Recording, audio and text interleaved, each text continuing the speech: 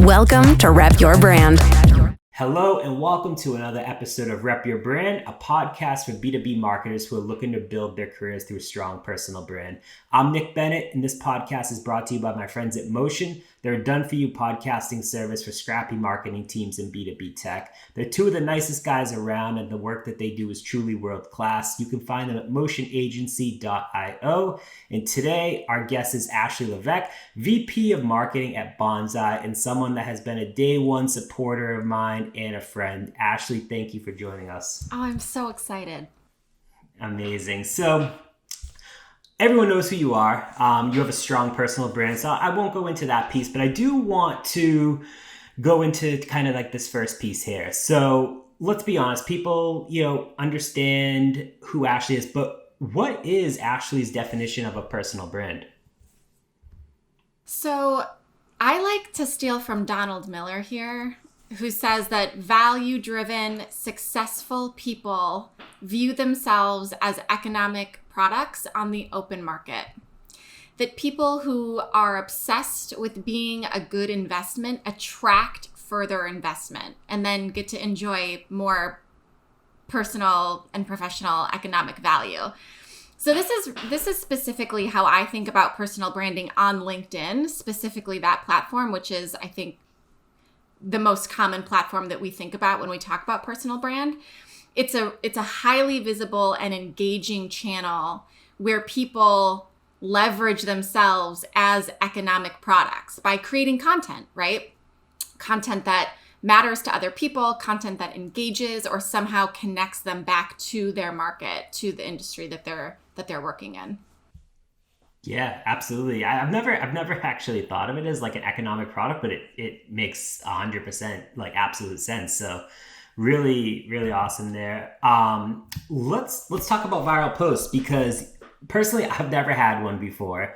But a few weeks ago, you posted about becoming a VP of marketing at Banzai, which I'll let you go in, because I know you were at Demio and how they acquired them. But like, just 5 years ago, you talked about how you were an EA. And so that post at the time had over 63,000 plus reactions, over 3,300 comments, and I assume easily a few million views. So let's talk about it. What was it like to go viral? What has come from the post? Did it stress you out? Yes. Yes. Great question. So yeah, let's back up. Demio, where I was the director of marketing, was acquired by Banzai in February of this year. And so July 1st, I was promoted from director of marketing to VP of marketing. And I created a LinkedIn post about that promotion. There were two really specific parts of that post that I think influenced why it went where it did. One was what you mentioned, which is I shared that 5 years ago, I was an executive assistant. And so I basically said, like, today I'm a VP marketing. 5 years ago, I was an EA. This is really, really important. Which brings me into the next piece of this post, which was that as women and supporters of women, I think we need to do a better job celebrating professional milestones like this. And I likened it to the ways that we celebrate bridal showers and baby showers and weddings, which are monumental celebrations that society and women love to celebrate.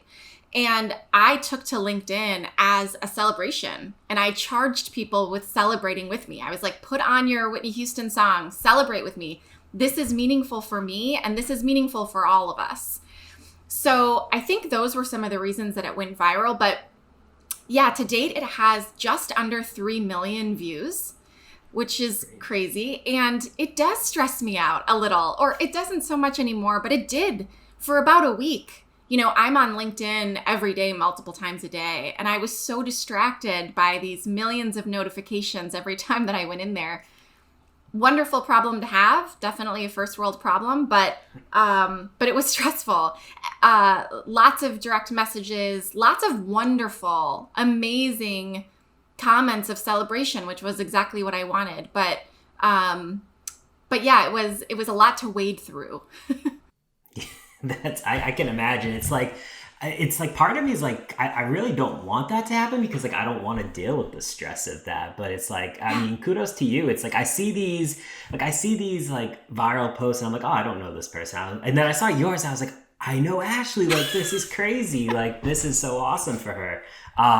So that's super cool. So I want to go into a couple things, like who are 2 to 3 people that you learned from to be a better leader and marketer, especially now as you move up the chain and being a VP? Like, who do you learn from? Yeah, great question. So I've always been a Donald Miller fan, all the way back from StoryBrand. I just think he teaches us and reminds us the power of simplicity and how messaging, conversations, communication really can be boiled down and should be boiled down to its simplest form. I personally, and I think a lot of other marketers might empathize and relate to this, I overcomplicate a lot. I over communicate. I trail off. It's something that I personally work on all the time. Streamlining communications, making communications more efficient.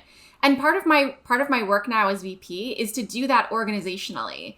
To really be thinking about not only how do we message and communicate to our customers and our prospects, but also internally as well. How do we shape conversations? What are our business norms? How all of that, really influences our brand and our culture. I'm a big believer that brand and culture are actually the same thing. Brand is external and culture is internal. And so you have to do that work simultaneously. And I think he does a great job of that.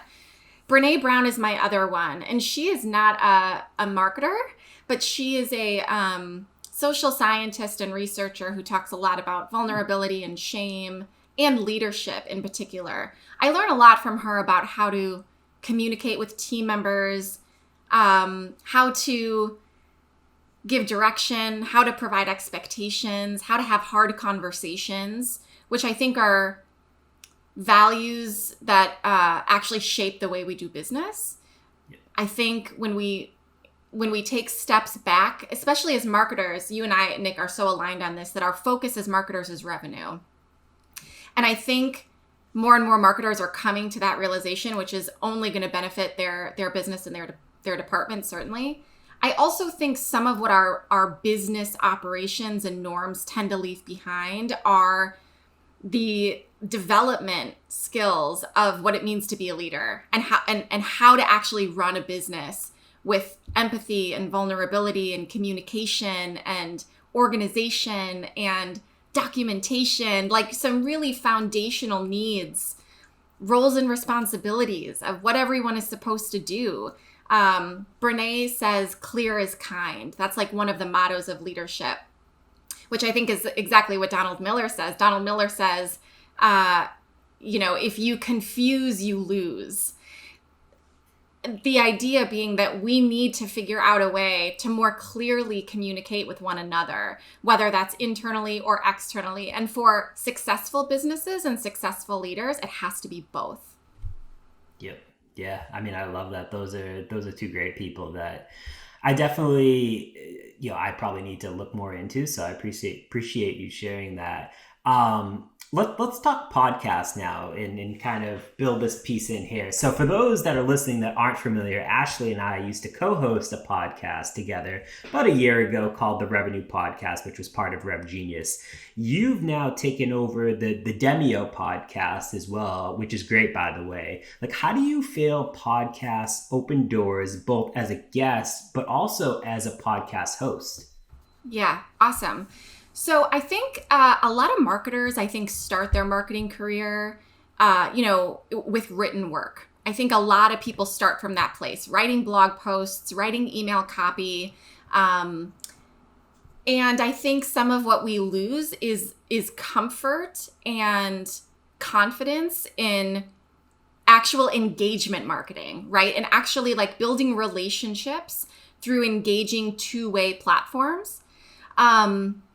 Podcast is an exceptional way to do that, both as a host and as a guest. Getting used to clarifying your message in a conversation, getting used to active listening and being able to respond appropriately to the questions that are coming your way.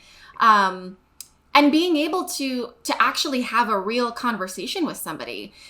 I think one of the things that we talk about a lot at Banzai is the digital age of marketing is so meaningful and so powerful, and also in a lot of ways has thrust marketers into this one-way communication, data-driven attribution model type system, which pulls us away from each other.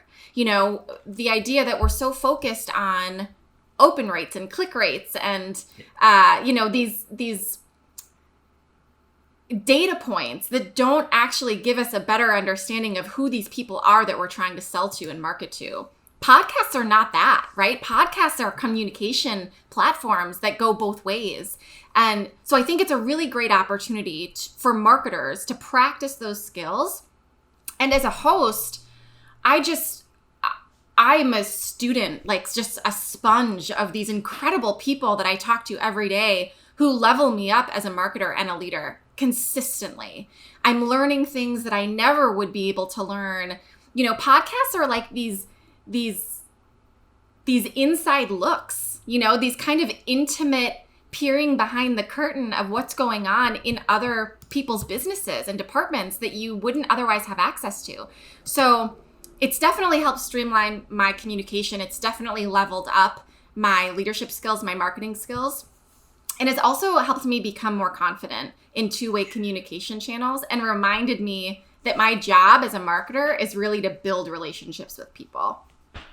Like, I mean, I couldn't have said that any better personally. And so like, that was the whole thing of like starting this podcast. I could care less if anyone actually listens. I'm just fortunate enough that people do listen to it. But like, you know, having like Chris Walker, Justin Welsh, like Kyle Coleman, Dave Gerhardt, like Pep Gaetano, I have Ross Simmons coming on, Scott Leese, like all these people are just people that I personally want to learn from. Yes. And there's been so many things that I've put into my day-to-day that I've just like learned from these people. And like that has helped me personally. Yeah, you have to take advantage of moments like that. You know, and I wish that more people just kind of got their nails into it. You know what I mean? Just sort of like jump into it. Just figure out a way to get what you want to get. I don't mean for that to come across as privilegey as I think that probably sounds, but I do think that there are opportunities. Nick, you posted about this on LinkedIn the other day, you know, just reaching out to people, having the confidence to say like, hey, do you want to be on this podcast? In 4-Hour Workweek, Tim Ferriss used to talk about how he would give his students an assignment to reach out to celebrities, have a conversation with a celebrity. And if they would do it, if they could like make contact, he'd buy them a ticket around the world or something like that. And the point wasn't necessarily to get them on. It certainly was. And a lot of them did and had meaningful conversations, were able to ask what they wanted to ask and learn from. But it was also about like the confidence of just figure out how to do this. You can figure out how to do this. That I think is a really meaningful part of the process too, reminding us that we're capable of more than we give ourselves credit for. Yeah, absolutely, for sure. And so now that you're running a podcast for a company, how do you delineate what is your personal brand versus what is promotional for your employer? This is a great question. And if I'm being really honest, I don't know that I do delineate. I do think that they're sort of the same thing. I recognize that everything my name touches my reputation. And so I'm mindful about that. You know, I'm mindful about not saying yes to too many things that I'm going to fall down on. I'm mindful about, you know, preparing for podcasts, preparing for speaking opportunities, making sure that I show up in a way that's going to drive me towards success. But I kind of think they're one and the same thing, actually. I'm curious how you think about this, Nick. What do you think? Yeah, so I think they're also somewhat of the same. And I think it also depends on maybe the industry that you're in as well, because like for example, working for Alice, we sell to marketers. So when I'm posting content or doing podcasts like this with other marketers, like people will just associate my name with the brand. But like if I was to work for a company that was selling to engineers or developers, and I was talking about marketing, for that piece, it wouldn't really benefit the end user at that point. So I think it depends on the industry. I agree. Yeah, good point. Yeah. Cool. So how has podcasting helped build your personal brand? Really from what you and I had talked about before, which is just getting access to people smarter than me. That's really my goal in life. I want to be in a room where I'm not the smartest person in the room constantly. And I want to talk to people who have something to teach me. And everyone does, right? I mean, everyone has something to offer someone else. But man, just the opportunities I've been presented to learn from some of the smartest people in our industry. Everything from marketing skills, sales skills, business skills, to leadership skills, soft skills, how to have hard conversations. I mean, all of this, I think, has just been a great opportunity, and I feel very lucky to be able to do it. Yeah, same here for sure. Let's talk about assets. So what kind of assets are you posting to social from your podcast is the first piece. And then the second piece is, has those assets made it easier to post just like in general from a content perspective? Absolutely. Yes. On the second piece. And what we love to do more than anything are video snippets, because again, podcasting is a two-way communication channel. And I think video is one of the easiest visualizations of that, right? You can see Nick and I on here, like you can get an inside look at our actual relationship, like how close Nick and I are and how easy it is for us to communicate to each other, right? Some of that is lost in audio form for sure. Yeah. But that's why we do video. And so we post that on all of our social channels, including YouTube. And I think it makes it also more accessible for people to be able to see, is this going to be something that's valuable for me? Do I want to engage with a full episode? Do I want to kind of learn more? And gives them great insight into the types of guests and the host. This is also what I do for webinar promotions. I always do video for webinar promotions because it gives the guests an insight of like, do I want to learn from this person? Like, what is she all about? and helps to set expectations, which is really important when it comes to content distribution. We don't want to be in a position where we're kind of pulling the wool over their eyes. They show up and it's something different than what they expected. So I think video is just such a clean, easy way to show them kind of what's coming. Yeah, absolutely. And that's the way that I've always viewed it as well. It's like, I probably get more views of like the video snippets from these podcasts than actual like listens or downloads, but that's okay because like it's still people like understanding who the guest is, like what we're talking about. And they may always go back and like watch that snippet, but then ultimately down the road will turn into a subscriber or a listener or something. But it's like getting them familiar with the brand or the guest or the host. Yeah. Yeah, absolutely. And like, webinars, podcasts have all these different sections, right? So there are all these mini lessons and opportunities inside of a podcast that are so easy to snip and just provide that one piece of, information to whoever it's most relevant for. I love that. Yeah, absolutely. So have you seen an increase? So like since you've started to do the podcast and everything, have you seen an increase in your own amount of posting or like the quality of posting? Because there's some people like I post every single day and like it's just different things. However, I really do enjoy posting like pieces from like the podcast. Like, do you see an increase in your own posting? So I also generally post on LinkedIn every single day. And, we post those video snippets of our podcast on our branded channels. So on Banzai and Demio's branded LinkedIn channels. We're also really mindful of giving a slew of assets to our guests so they can also promote. We even write copy for them to make it really easy to just copy and paste. And then I'll do it on my own as well. I don't know if I've seen an increase like on my personal page because of these, but I do think what comes across is, again, like my level of excitement of talking to these people. And I think in terms of personal brand and reputation, I'm really proud, and I kind of am giving my stamp, on every single one of these by posting it on my own page, which is like, this is really valuable. This conversation really mattered. I think you'll find this interesting as well. And by the way, if you're not having direct conversations with Camille Trent at Dooley, like, get an inside look at what she's running over there. Like, I'm trying to kind of peel back that curtain in the same way that you are with this, which is giving people kind of information that they wouldn't otherwise have access to. Yep. Yeah, absolutely. And so I want to go down the path of like adding value for a personal brand. So some people say personal brand's about adding value. Some say it's just about being yourself and being your authentic self, but it doesn't really offer someone tactical advice. So like, what does adding value mean if you're a marketer that's just getting started? This is so great of a question. And as a marketer in general, I really struggle with the phrase adding value. I talk about this a lot when I teach people about running webinars, which is that I think we as marketers have mistakenly come from a place of our responsibility is to add value to somebody else, to somebody's market, to somebody's industry, to somebody's business, whatever it is.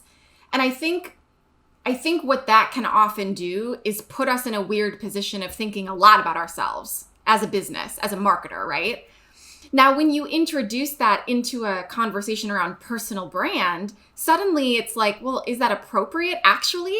Because now we're talking about us, and is there a separation of us from our business? And I think this is a really, really good question. I don't have a great answer for this other than to say, adding value, the phrase still kind of gives me the heebie-jeebies, because in general, my questions are like, who decides what value is? If I'm the one putting it out in the world, am I deciding what value is?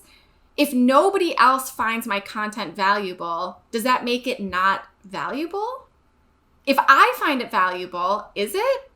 And if so, should I just do it in a vacuum and never share it? At some point, this conversation feels a lot like art, right? Which is this idea of like, if it's not shared, is it still art? Can it be art for art's sake? Can it be art for the artist's sake? So that's not an answer to your question. But my favorite thing to do is just to ask a million questions when you ask one as a way to avoid. But that's basically the best thing that I can provide. That's a fair point. Okay, let's go back to when Ashley posted the first time on LinkedIn. I mean, I don't know I don't even know when that was, but I mean, I probably could have dug it up. But like, do you remember the first time that you hit like post on LinkedIn? Like, what was it about? Like, what were you feeling at the time, if you even remember? I don't remember the very first one, but I will say that something that I still do to this day, that I've done for a long time, is I observe the world around me and I post about that. And in the same way that I just did with you, Nick, I try to do it in the form of a question, because I'm curious. I'm a curious person. I want to understand how the world works. I want to understand how people work.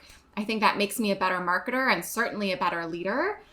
And so I like to make observations about things, and I like to pose them as questions in order to, one, learn if anyone else is observing the same thing, and two, see if people have solutions. I think one of the best things that we can do as marketers is continue this growth mindset of not needing to have all the answers. And one of the things I struggle with on LinkedIn, and I know you do too, Nick, is people showing up consistently with just answers. They only have answers, and they're posting about it on LinkedIn to share how smart they are with the rest of LinkedIn. And that's fine for some people. I'm not super interested in that, mostly because I don't have any answers and I don't want to pretend like I do. But I do have a lot of opinions and I do have a lot of questions. And those are usually the things that lead me to what I'm going to post about. I like to be controversial sometimes. I'll post about why we're not publicly posting employees' salaries. Like, we should talk about that. I want to know about that. I've gotten into fights with people on LinkedIn. You know what I mean? Like, I'm fine with all of that. I just want, this goes back to the inside look. I want to peek behind the curtain and understand what kind of stuff is facing you. What kind of stuff are you coming up with, in your day-to-day? What obstacles are you facing? What are you feeling? What are you experiencing? That's the kind of stuff that I am most interested in. Yeah, for sure. It's like anyone that puts like expert or guru and like they come across that, like that's not true. No one can ever stop learning. And if you tell me that like, oh no, I know it all, like that's BS, like I'm gonna call you out on it. Like we should all be curious in life and never stop learning, because then what growth do we have that's left? Mm-hmm. Yep. Amazing. So I want to go into your sources of inspiration, and we talked about it a little about like, framing it as a question, but like, do you keep notes at all? Like, do you like have ideas stored somewhere? Or like, what's your typical workflow look like? Yeah, I do. So I do consume a lot of different kinds of content throughout the day. Like I said, I like to observe, so I have a notes section on my phone. And sometimes I'll be in a meeting and I'll see something happen at our meeting between people. I'll see someone pause before they respond. I'll see people fight. I'll see something by the way of like human behavior that interests me enough, and I'll write it down. I listen to a lot of podcasts. I do a lot of podcasts on like my morning walk. I'll hear something that inspires me, usually in the form of a question, and I'll write it down in my notes section. And I do the same thing when I'm like watching the news, listening to the news, reading articles that come out. I'll do the same thing. And so I have this long library of basically content ideas that I do shape into LinkedIn posts. Usually, again, by the way of questions, and trying to just see like, sometimes I don't even create the context for it. I don't need to create something that says, I watched this the other day. Is anyone else observing this? So much as I'll maybe turn it into something like, why do we do this way? Where does this come from? Where did we learn this behavior? And how is it exhibited in our businesses and our relationships with one another? But yes, to answer your question, I have to keep that in a note section, because I'll be on a walk and I'll literally, in the early days, I would like run home and be like, I just have to. And it's not about, I want to be clear too, it's not about like, I have to post this on LinkedIn so much as it is about like, this is a thought and a moment that I don't want to let pass me by. This is something interesting that I don't want to lose. It goes back to my idea about art. I think when writers in general have a spark of creation, they're like writing on the bus and they're writing, wherever they can, because they don't want to lose their momentum. That's what that is for me. And it often shows up on LinkedIn because that's where I talk to a lot of people. But sometimes it shows up just in conversation. Like I'll write it down and I'll talk to my friends or my husband about it privately and just say like, I noticed this today. Like, do you ever experience this? But yeah, I have to write it down or I will lose it. That's awesome. That's super valuable for everyone listening. So I know we're coming up on time. I've got just a few like final questions for you. What's your favorite resource? Could be online, could be offline, that you rely on to kind of like just stay up to speed, like keep your brain fresh, your brand fresh, all of that. I read a lot of fiction books. And I read a lot of like mystery and thriller books because they are highly dramatic, but they follow a very specific storyline. And I think what fiction books can really teach us is how to tell a good story, how to set up a story, how to execute it, how to present it, what the steps are, who's the villain, who's the hero, what's the conflict. I love that. It does also give me a rest. It gives my brain a rest from thinking about marketing and sales and leadership and all of the things that I think about on a daily basis. But like in yoga, when they talk about shavasana, it's like the time to let everything just kind of sink in and resonate. That's what fiction reading is for me. The same thing will happen to me where I'll be reading something, someone will die inevitably, because again, that's like what, for some reason, the kind of books that I'm super attracted to. And I'll have this spark of inspiration. I'll be like, oh my gosh, and I'll like write something down.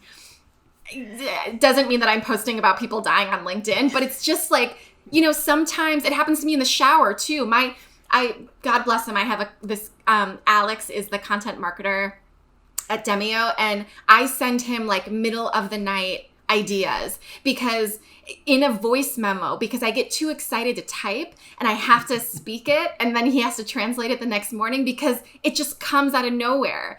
So fiction books, I think, really has done it for me. I love that. So last question for you. For the marketer who has never posted a single thing to LinkedIn before, what would you suggest they talk about or post about for that first time? Yeah. Something that you are experiencing personally. Don't worry about what everybody else is talking about on LinkedIn. Don't feel like you have to join someone else's conversation. Just start your own. Something that you yourself are witnessing, observing, experiencing, feeling.